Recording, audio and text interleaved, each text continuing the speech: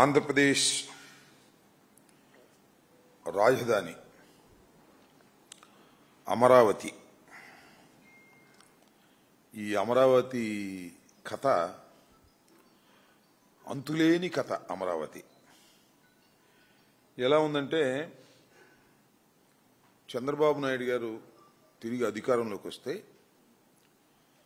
అమరావతి ప్రాంతం అభివృద్ధి చెందుతుందని,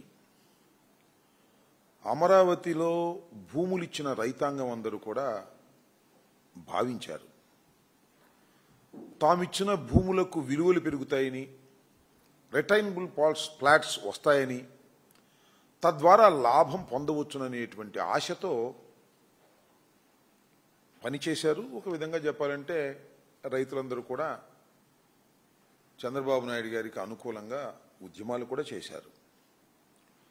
సరే, చంద్రబాబు నాయుడు గారు అధికారంలోకి వచ్చారు. అమరావతి కథ చూస్తుంటే చాలా బాధగా ఉంది. ముఖ్యంగా రైతుల పరిస్థితి చాలా దారుణంగా ఉంది.